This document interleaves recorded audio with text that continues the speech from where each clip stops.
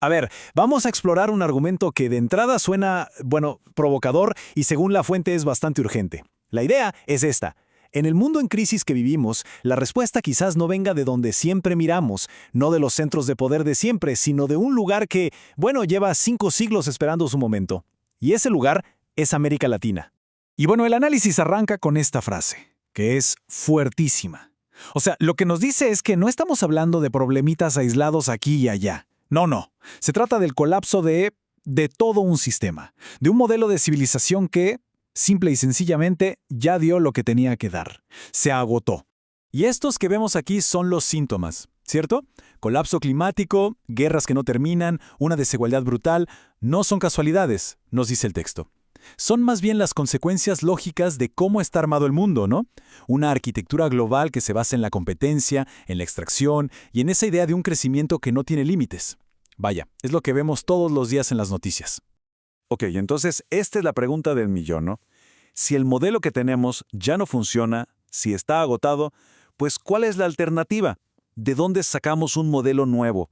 O sea, ¿dónde hay suficiente territorio, cultura y sobre todo una filosofía distinta como para construir algo realmente nuevo? Y aquí es donde el argumento da un giro. Uno bastante inesperado, la verdad.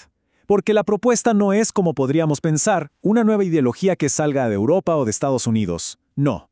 La respuesta, según esta perspectiva, está en el sur de nuestro continente. Así tal cual, sin rodeos. Ojo que no estamos hablando de un simple bloque económico o de una alianza política más. La propuesta es mucho más profunda. Es poner sobre la mesa a América Latina como un polo de civilización completo, con una visión del mundo propia y sí radicalmente diferente a la que domina hoy. Ok. Pero antes de entrarle a la filosofía y las ideas, vamos a ver los datos duros, porque este argumento no es puro aire, ¿eh? Se apoya, primero que nada, en una base material que es abrumadora. Una que la verdad a menudo se nos olvida. 40%. ¡40! A ver, detengámonos un segundo a procesar esa cifra. Casi la mitad. La mitad de toda la biodiversidad terrestre del planeta está concentrada aquí. Y esto no es solo un numerito en una diapositiva, ¿eh? Es la base biológica que regula el clima, que asegura la estabilidad de todo el planeta. Es algo gigantesco. Y súmenle a eso esto otro, el 25%. Una cuarta parte de todas las tierras cultivables del mundo están en esta región. Pensemos en un planeta que se enfrenta a crisis de alimentos, con una población que no para de crecer. Esto es una reserva estratégica fundamental para el futuro de la comida de todos. Y luego está el agua, la cuenca del Amazonas, que la fuente describe de una forma increíble, como el pulmón y el riñón de la biosfera.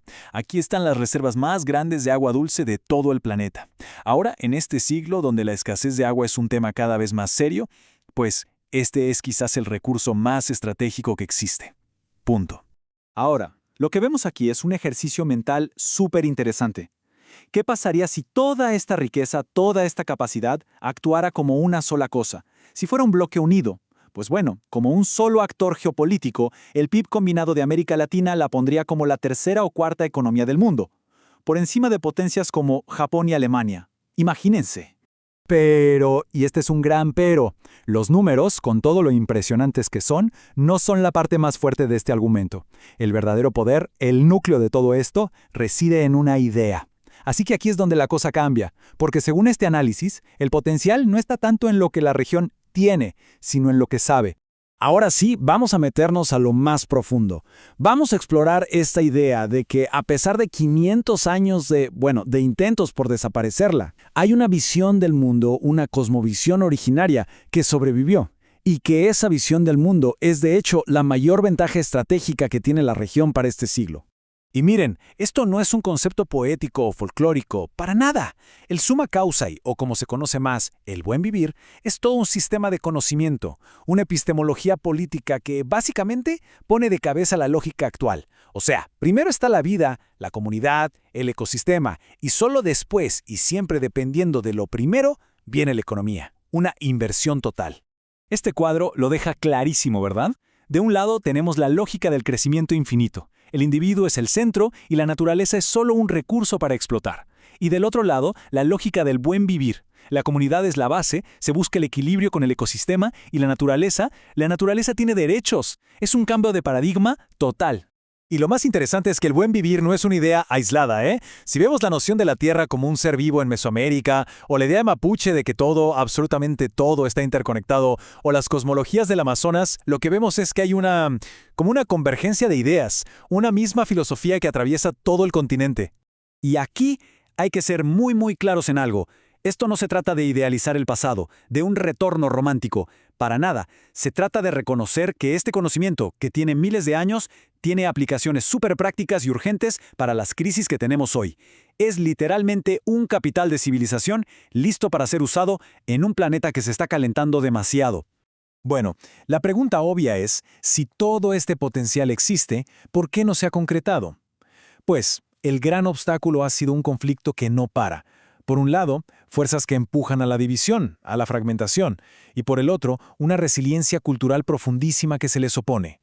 Si uno mira la historia, el patrón es clarísimo y se repite una y otra vez. Cada vez que un país o un movimiento intenta crear una política soberana o busca la integración de la región, ¡pum!, se activan mecanismos para desestabilizar. Es un patrón que vemos una y otra vez, década tras década. Y esta cita del texto lo resume todo, ¿no? Nos explica la lógica estratégica que hay detrás de esa fragmentación. El objetivo, argumenta la fuente, nunca fue conquistar directamente, sino manejar la división. ¿Para qué? Para evitar justo eso, que surja un bloque unido y por lo tanto muy poderoso. Pero aquí viene la otra cara de la moneda, porque toda esa presión, esos 500 años, también forjaron algo único, una capacidad de resistencia extraordinaria. Pensemos en la cultura de América Latina, la música, la literatura, esa mezcla de todo. No es solo algo que sobrevivió, es una verdadera tecnología de resistencia que ha probado ser superpoderosa. Y con todo esto, llegamos a la conclusión. Al final, el argumento se presenta como una elección, como una apuesta de civilización para este siglo que estamos viviendo, una apuesta con consecuencias para todo el mundo. En el fondo, todo se reduce a esto, un choque entre dos maneras de entender la realidad, de ver el mundo. Por un lado, una visión que nos separa, el humano contra la naturaleza, el individuo solito, y que, según el análisis, es la raíz de la crisis. Y la alternativa es una visión de relación, el humano dentro de la naturaleza, como un punto más en una red gigante de vida donde todo está conectado. Y una vez más, esto es importantísimo. La propuesta no es rechazar la modernidad, tirar a la basura la tecnología o el progreso. No, es una propuesta de integrar, de corregir, de usar esa sabiduría que ha sobrevivido por milenios para corregir el rumbo de la modernidad, para que sirva para sostener la vida, no para destruirla. Y cerramos con esta idea final que es muy potente. La propuesta de que el centro, el verdadero ombligo del mundo, no está en Washington, ni en Bruselas, ni en Beijing. No es un lugar de poder político o económico, sino un centro filosófico. Y que ese centro, que tiene las claves para un futuro distinto, ha estado aquí, en América, todo este tiempo. No esperando volver, sino simplemente esperando a que lo reconozcamos. Ahí se las dejo, una idea para darle vueltas.